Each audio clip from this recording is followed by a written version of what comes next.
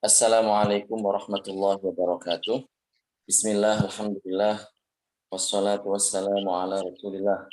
Allahumma la sahla illa ma ja'altahu sahla wa anta ya hayyu ya qayyum taj'alul hazna idza syi'ta sahla. Allahumma rizukna al-ikhlas fil qawli wal amali wan niyyah. Uzakirukum wa uzakir nafsi bi ikhlasi niyyati lillahi tabaraka wa ta'ala. Seperti biasa, mari kita hadirkan niat dalam hati kita mencari ridha Allah Subhanahu wa taala dengan mendengarkan dan mengikuti kajian ilmu agama. Alhamdulillah kita sempat vakum 1 mingguan. Alhamdulillah kita diperlaksakan dalam kajian kitab tajwid. Mudah-mudahan dari awal sampai akhir tidak ada halangan yang berarti.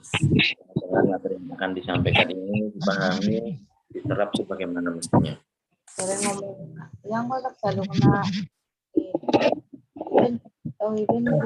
Jadi seperti yang pernah saya sebutkan sebelumnya, bahwasanya membaca Al-Quran ini pahalanya luar biasa. Rasulullah SAW dalam sebuah hadis yang diriwayatkan Imam Muslim, beliau menyebutkan, Iqra'ul Quran fa innahu ya'ti yaumal qiyamati syafi'an ashabi. Dalam Al-Quran, karena Al-Quran itu nanti akan datang pada hari kiamat, ya, memberi syafaat kepada orang-orang yang membacanya. Tentunya di bulan Ramadan seperti ini, orang-orang sangat sekali dalam membaca Al-Quran. Di masjid-masjid, di musola-musola, bahkan mungkin di rumah.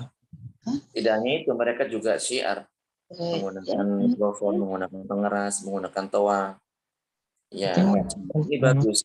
Yang jadi masalah adalah apabila dibaca itu, yang jadi masalah adalah saya mute semuanya biar saya juga tidak terganggu. Yang jadi masalah adalah apabila bacaan yang dibaca itu salah. Memanjangkan yang pendek, memendekkan yang panjang, mengganti satu huruf dengan huruf yang lain, atau mengubah sifat-sifat huruf, yang itu mengubah makna, maka di sini bukannya pahala yang dihasilkan, tetapi malah sebaliknya mendapatkan catatan dosa yang banyak. Oleh karenanya kita harus hati-hati. Dan dalam sebuah hadis Rasulullah SAW juga bersabda, kullu hasanatin bi asyri amsalihha. Jadi setiap kebaikan itu mendapatkan ganjaran hingga 10 kali lipat. Ila 700 hingga 700 kali lipat. Nah, makanya ini di bulan Ramadan mari kita semangat dalam membaca Al-Quran, ya. Tapi ya itu, jangan hanya semangat membacanya saja, tetapi tanpa ada upaya untuk belajar membaca Al-Quran secara talaki dan mendalami ilmu tajwid secara memadai. Nah, ini adalah upaya kita untuk berbagi di bulan Ramadan. Mudah-mudahan ya nanti memberikan efek positif bagi bacaan kita semuanya. Alhamdulillah kemarin kita sudah sampai. Ini mau diingatkan karena memang kajian tajwid ini banyak. Tidak ada lebih dari 1 kajian, sehingga saya tidak menandai yang kajian ini. Sampai mana kemarin? Mohon dicat.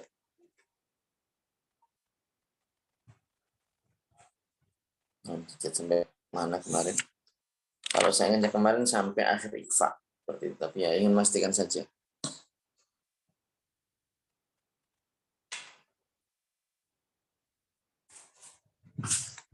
Sambil nunggu yang lain juga datang. Oke. Jadi kita akan memulai hukum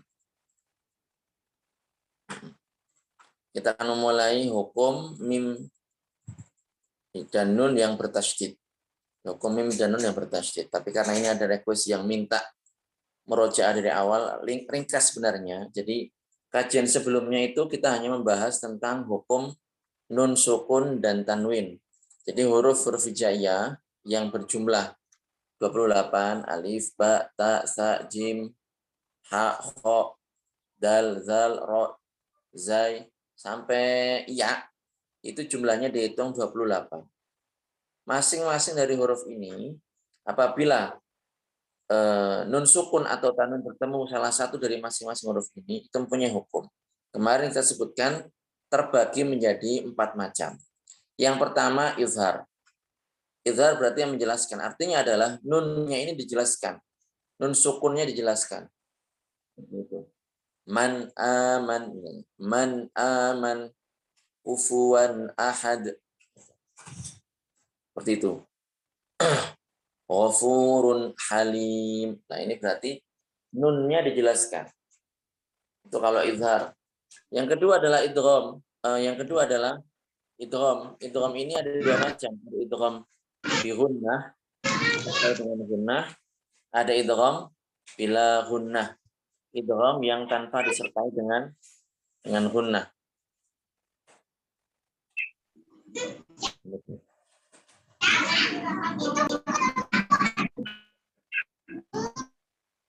Oh, sudah.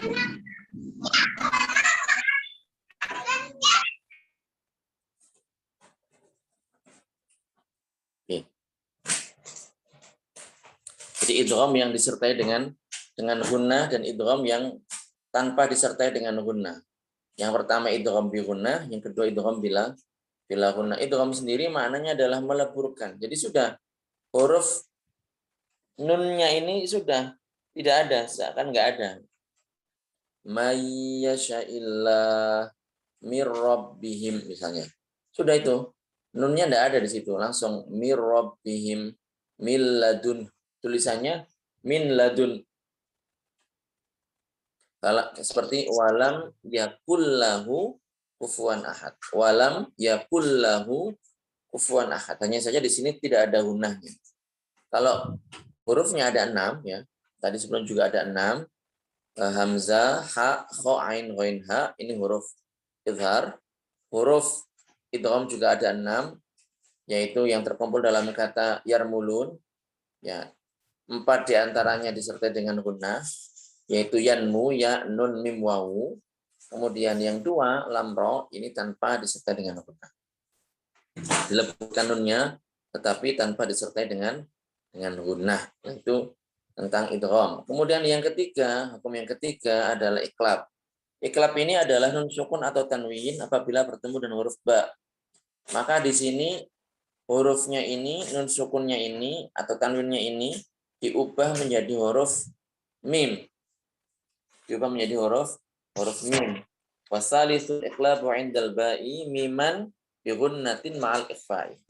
Jadi yang ketiga huruf iqlab ketika bertemu dengan huruf ba, nun sukun atau tanwinnya ini diubah menjadi huruf mim disertai dengan gunnah. Alimum bidzatis sudur. Ambihum. Nah, ini namanya bacaan iqlab, bukan dibaca anbihum. Bukan dibaca anbihum. Ambiya, bukan dibaca anbiya, tapi dibaca ambiya. Nah, ini namanya bacaan iqlab.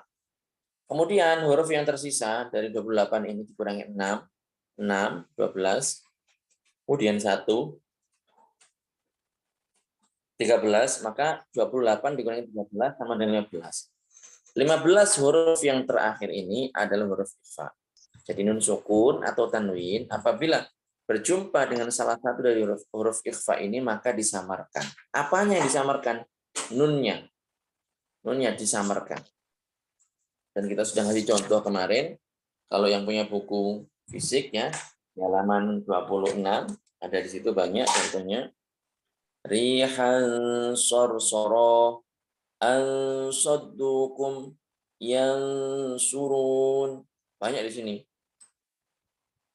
Man syaa in ja'akum fa anjayna wala tankihu.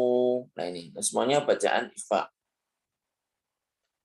Jannatin tajri. Nah ini namanya bacaan ikhfa. Nah ini nunnya disamarkan, tidak ditampakkan seperti pada bacaan izhar, man aman tadi itu, atau dileburkan pada bacaan idgham, mi waraihim, bukan min waraihim atau seperti itu, tapi dileburkan menjadi mi waraihim. Nah, jadi disamarkan di sini, ini disamarkan seperti yang telah kita contohkan tadi. Qinwanun daniyah, innallaha ala kulli syai'in qadir, syai'in qadir.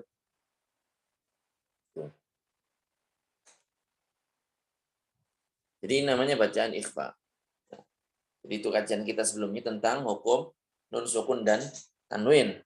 Nah sekarang kita akan membahas, silakan dibuka halaman 27, tentang hukum mim dan nun yang bertasydid. Jadi mengenai hukum mim dan nun yang bertasydid. Mim tahu ya, salah satu huruf hijaiyah. Nun juga sama. Kalau ditasydid ini bagaimana bacaannya? Di sini di bait nomor 17 disebutkan wa ghunna miman summa nunan syuddida wa sammi kullan harfa ghunnatin bada. Wa sammi kullan harfa ghunnatin bada. Jadi wa ghunna miman summa nunan. Maka dengungkanlah mim dan juga huruf nun, ya. Syuddida yang ditasydid. Jadi kalau ada tanda kayak gini, ya, garbu gitu, kepala garbu, wasammi kullan harfa ghunnatin bata. Jadi maka dua huruf tersebut namakan dengan huruf gunnah.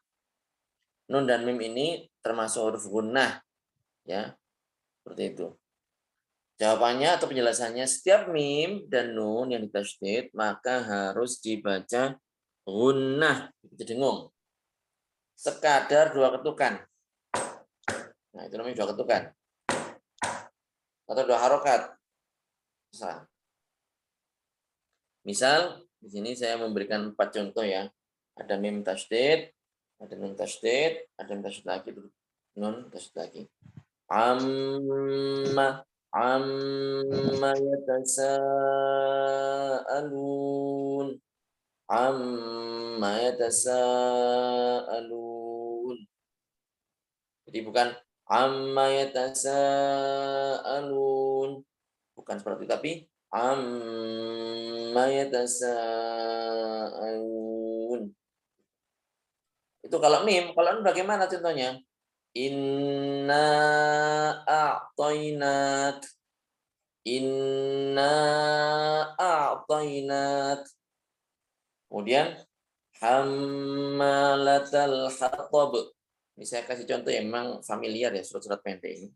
Surat An-Naba, surat Al-Kautsar, surat Al-Lahab, kemudian surat An-Nas. Hammalatal hatab. Hammalatal hatab. Kemudian malikin nas. Malikin nas.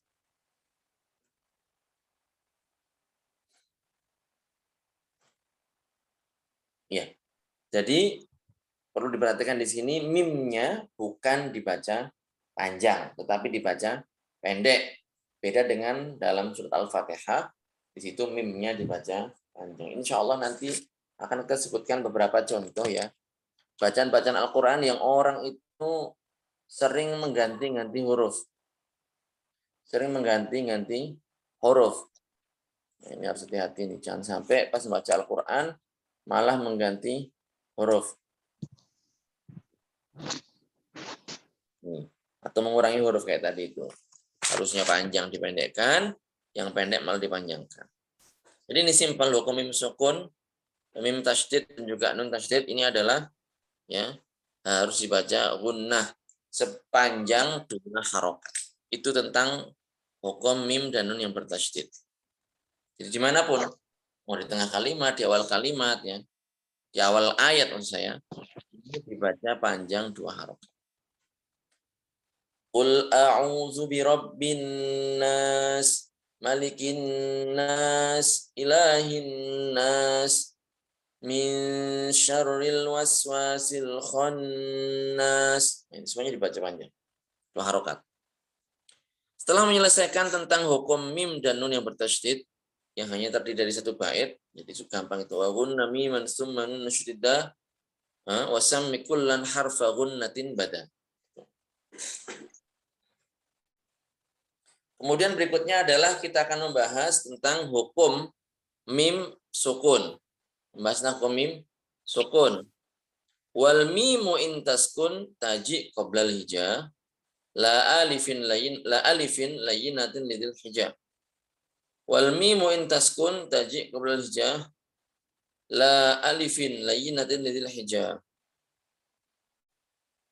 Jadi mim sukun jika terletak sebelum seluruh huruf hijaiyah, ya, ada hukum tersendiri. Tentunya ini selain alif layinah.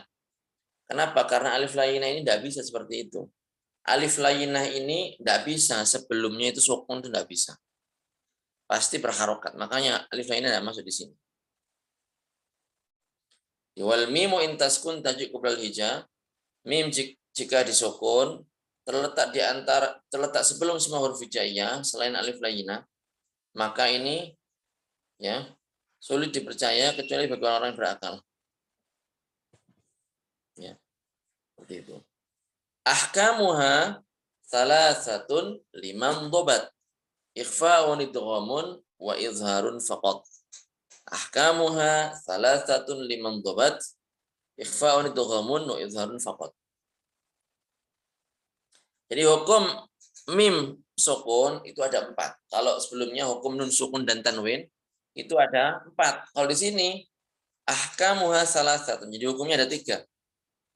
5 dobat. Menurut para ulama yang mereka yang teliti. Dan ini penting untuk kita teladani ya.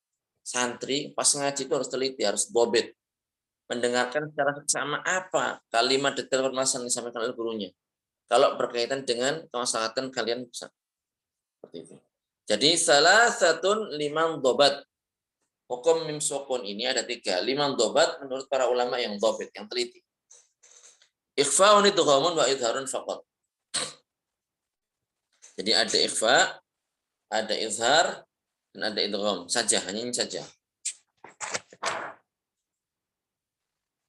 Penjelasannya sekarang, apabila terdapat mim sukun bertemu dengan salah satu huruf hijaiyah selain alif layinah, maka ada 3 macam. Jadi intinya begini, ketika huruf hijaiyah tadi yang 28 ketemu dengan mim sukun, huruf hijaiyah dulu kemudian mim sukun, maka ini ada 3 putusan. Yang pertama adalah izhar, kemudian idgham dan juga ikhfa. Izhar, idgham dan juga ikhfa. Kita mulai dengan ikhfa syafawi. Ikhfa syafawi. Fal awwalul ikhfa'u 'indal fadili wa sammihi syafiyya lil qurra'i. Tadi ada yang keliru kalau kebelanjur ke bait sebelumnya. Fal awwalul ikhfa'u 'indal ba'i wa sammihi syafiyya lil qurra'i. Dirincian hukum sukun ada 3, ada ikhfa, ada idgham, ada izhar. Tidak ada iqlab di sini. Yang pertama, fal awal. Yang pertama di sini al-ikhfa. Ya, ikhfa di sini ikhfa syafa'i maksudnya, bukan ikhfa yang sebelumnya. Karena di sini membahas tentang mim sukun, sedangkan sebelumnya itu membahas tentang nun sukun. Jadi di sini membahas tentang mim sukun. Yang pertama ikhfa yaitu ketika mim sukun sebelum huruf ba.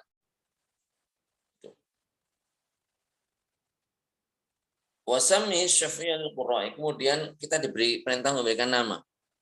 Ya.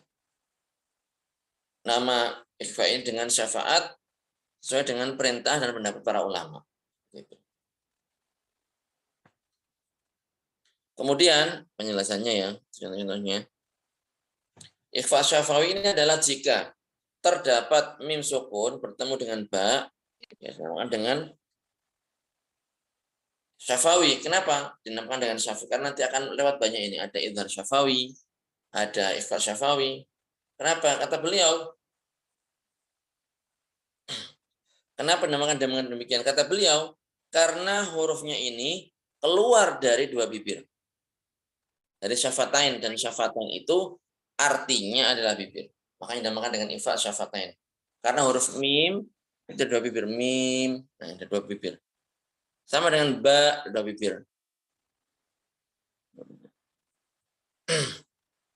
Jadi dinamakan dengan syafawi karena huruf ini keluar dari syafatain, yaitu dua bibir. Lah, cara membacanya dengan menyamarkan, minimal dengan mengatupkan kedua bibir disertai dengung. Sekedar dua ketukan. Tadi itu dua ketukan. Contohnya, tarmihim mihijarah fa idahum misahirah. Fa idahum misahirah. Tarmihim mihijarah. Jadi ini adalah contoh-contoh dari ikhfa syafawi. Kita perhatikan mim sukun, setelahnya ini huruf ba. Alam ta'lam bi annallah. Semuanya dinamakan dengan huruf ikhfa syafawi. Jadi bukan sedar ikhfa yang sebelumnya, tapi ikhfa syafawi. Itu tentang hukum ikhfa syafawi. Nah, ini mungkin sampai di sini. Monggo kalau ada yang mau tanyakan, ada yang kurang jelas, monggo diperhatikan. Ditanyakan, silakan.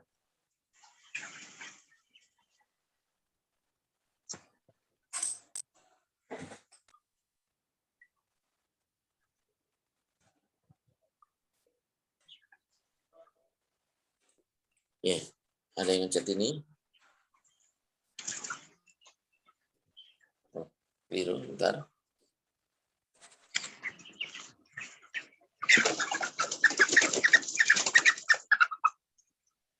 Suara apa ini? Ayam. Mau disembelih. Monggo silakan mau nanya.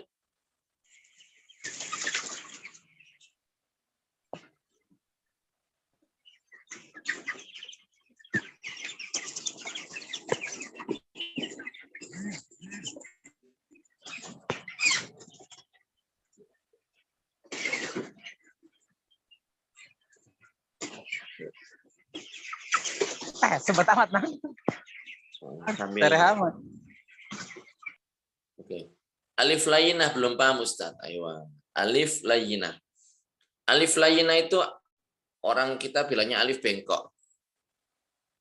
Yang seperti ini namanya alif layinah ini. Saya kirim ya. Iya, tapi nggak ada titiknya. Ini namanya alif layinah.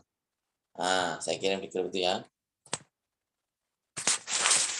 Ini namanya alif layinah. Alif layinah ini ya, huruf sebelumnya itu pasti berharokat. Dan harokatnya itu pasti fathah. Saya ulang. Alif layinah seperti yang saya kirim di pesan itu, di chatrom itu seperti itu tulisannya. Nah ini pasti huruf sebelumnya itu berharokat. Dan harokatnya itu pasti fathah. Tidak ada yang lain. Misalnya fata, ridho, alif layinah ini. Jadi itulah contohnya. Nah ini tidak masuk pembahasan kita. Kenapa? Karena huruf sebelum alif layinah itu pasti berharokat. Dan harokatnya adalah apa? Fathah. Nah, pembahasan kita di sini adalah mim sukun. Mim sukun ketemu huruf hijaiyah. Mim sukun berarti tidak berharokat. Makanya tidak ada ceritanya mim sukun setelahnya ini alif layinah, tidak ada. Gitu. Nggak ada. Kenapa? Karena itu nggak bakal terjadi dalam bahasa Arab. Karena ya seperti tadi itu di Amerika itu.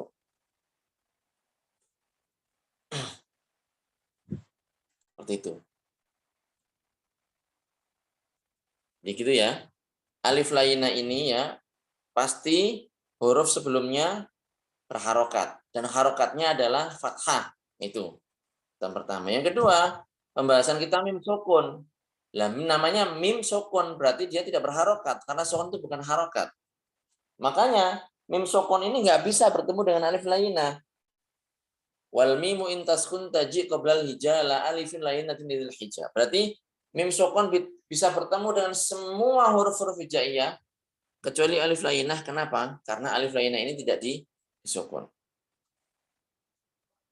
Afan. Karena alif lainah ini tidak bisa huruf setelahnya ini huruf yang berharokat. Itu Mbak Nida atau Bu Nida.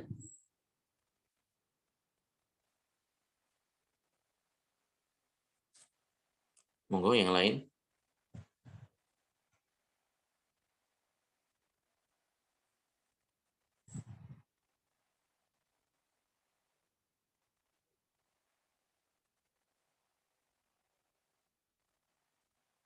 Oke, monggo. Ada lagi? Ini enggak apa-apa dikit-dikit, waktunya juga agak. Ayo, alhamdulillah.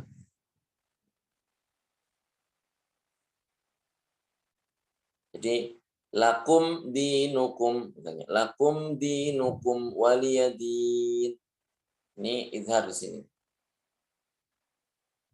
Shiratal ladzina an'amta 'alaihim ghairil maghdubi 'alaihim.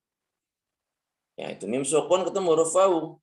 Ghairil maghdubi 'alaihim. Berarti ini dibaca izhar. Dan nggak ada ceritanya setelah mim sukun ada ya alif lainah itu. Karena alif lainah ya pasti huruf sebelumnya berharokat fathah.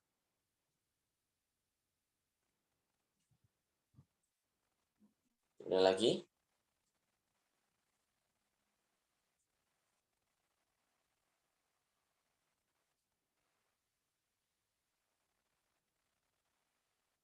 Ustadz, itu ada kejual Quran tajwid. Apa bagus kita beli sebagai pemula? Yang berwarna-warni itu ya?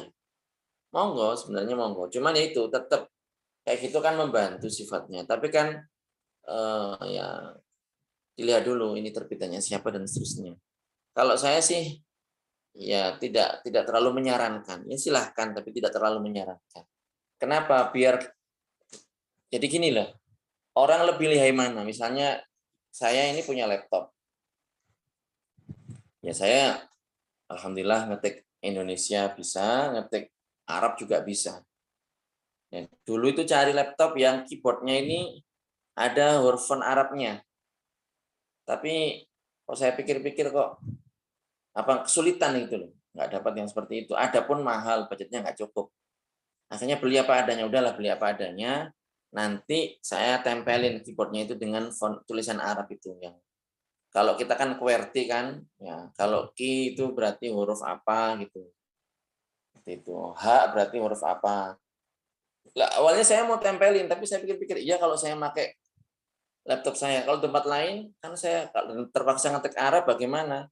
Ya sudah, akhirnya saya hafal. Dan saya rasa itu lebih baik.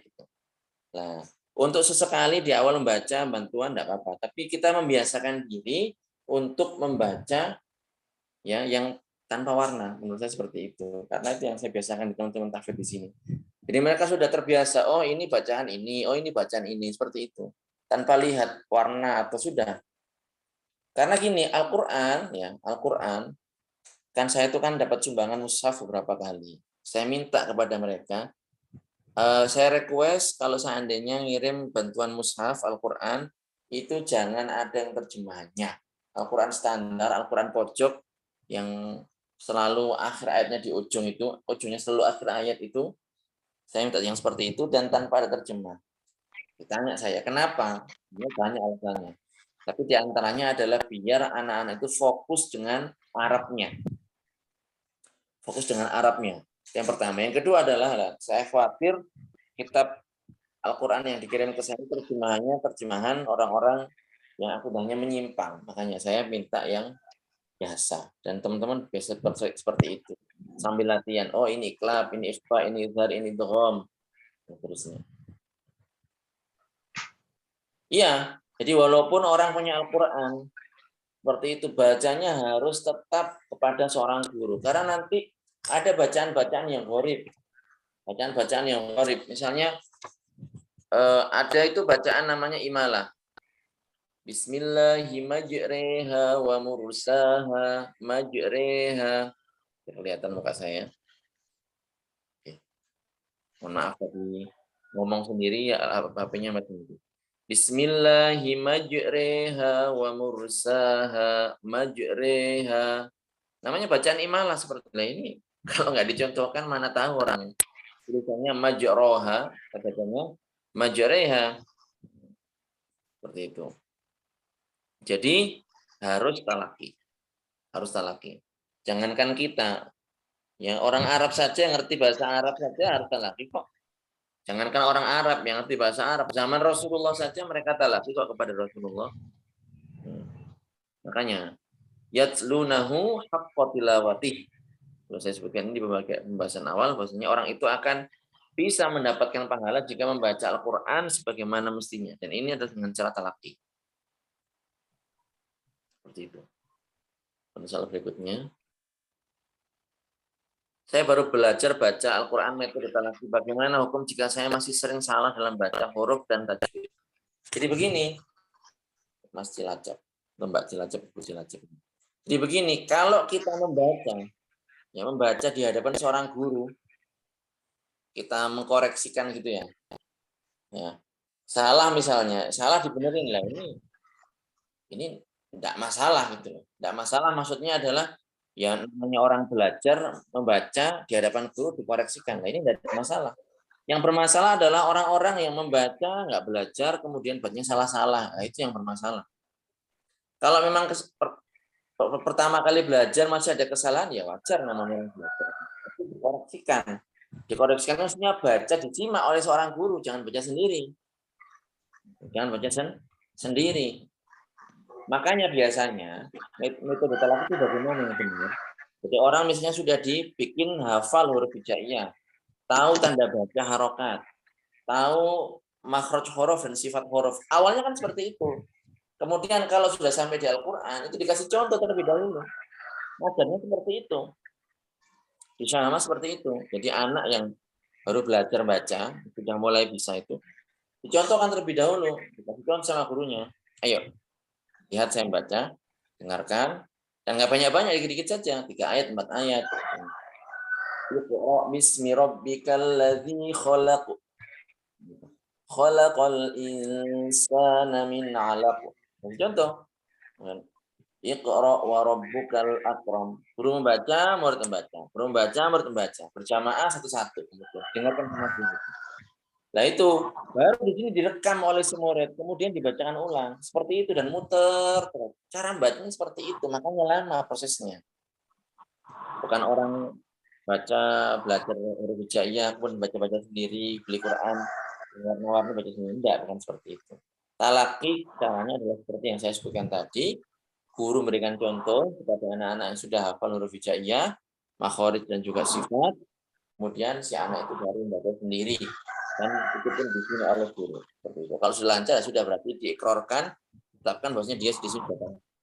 Kalau belum lancar yang ulang lagi.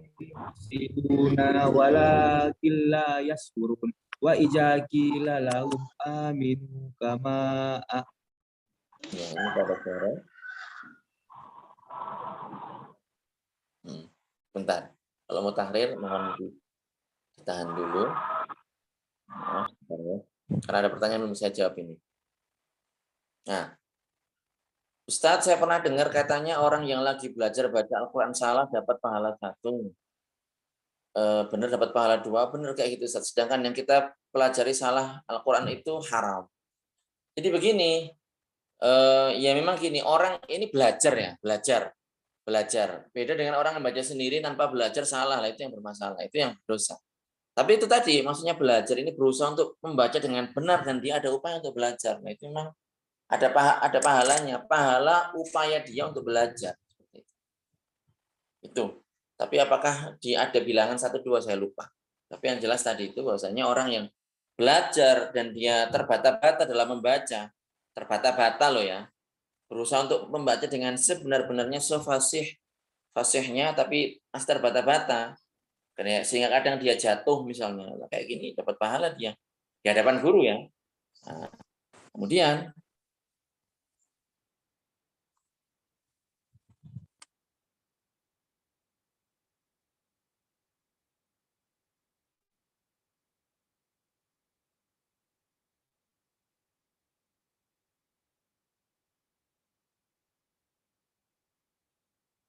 Ustaz.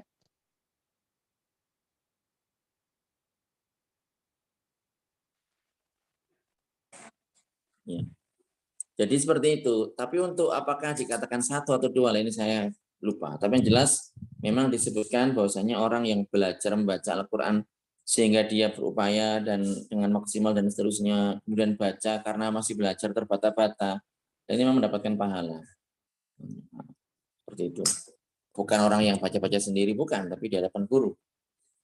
Saya pernah bilang ke orang-orang yang baca Al-Quran sendiri itu untuk talaki dengan guru yang fiqh, karena dari zaman sahabat mereka juga talaki dengan Rasulullah. Mereka bilang zaman dulu kan belum ada metode belajar dengan murattal.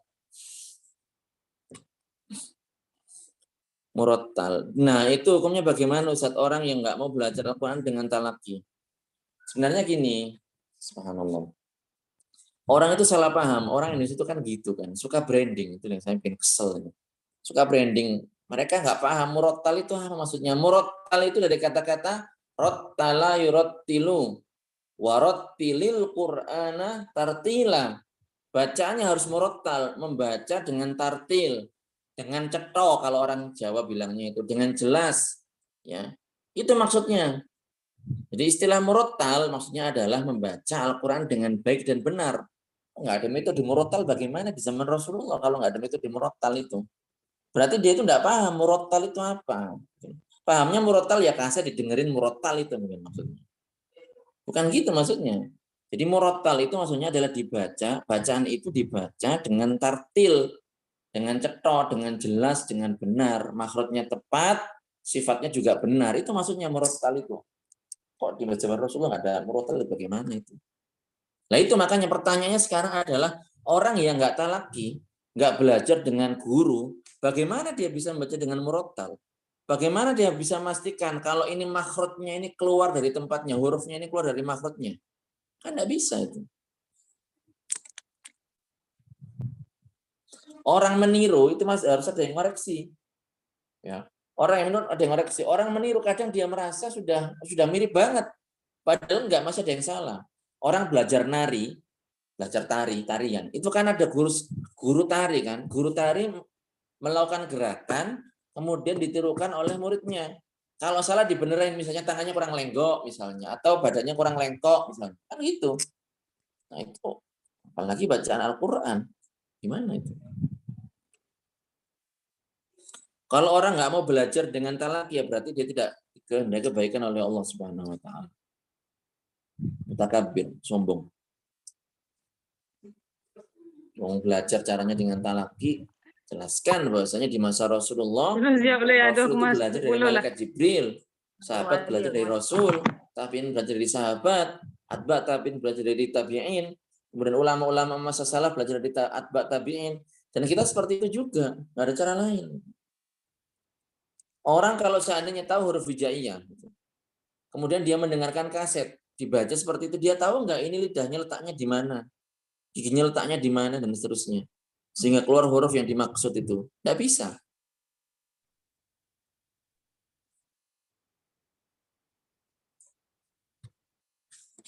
Seperti itu. Ada lagi? Mau silakan.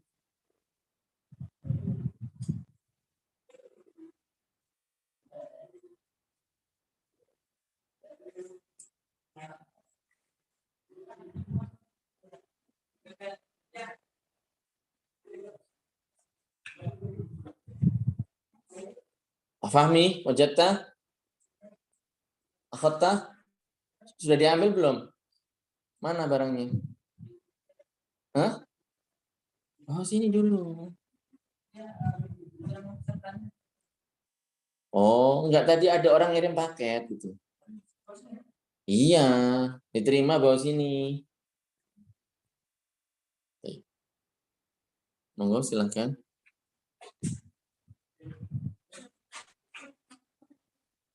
Yang lain silakan.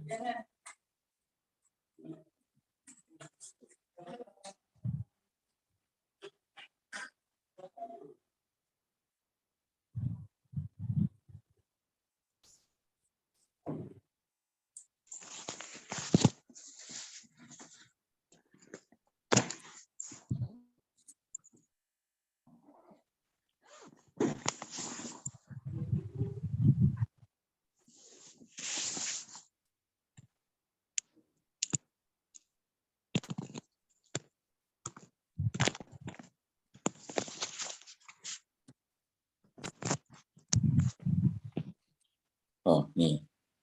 Lagi. Oke, monggo. Kalau ada yang mau ditanyakan, silahkan. Kalau tidak ada, ya kita cukupkan. Baik, mungkin sepertinya cukup. Mudah-mudahan bermanfaat. Jadi memang butuh waktu, dan yang kita pelajari ini tajwidnya. Masih perlu banyak praktek sebenarnya. Tapi paling tidak kita menjadi tahu tentang hukum-hukum. Oh, ini ikhfa, oh ini idhar, oh ini idgham, oh ini ikhfa syafawi, ini banyak seperti ini dan seterusnya. Seperti itu. Baik. Mudah-mudahan bermanfaat. Kita tutup dengan tahlil, dengan salat, dengan istighfar, dengan kafaratul majlis. La ilaha illallah. Allahumma sholli ala sayyidina Muhammad wa ala alihi wa sahbihi wa sallim. Rabbil firli wa liwalidayya wa lil mu'minina wal mu'minat. Alhamdulillah rabbil alamin. Saya akhiri, assalamualaikum warahmatullahi taala wabarakatuh.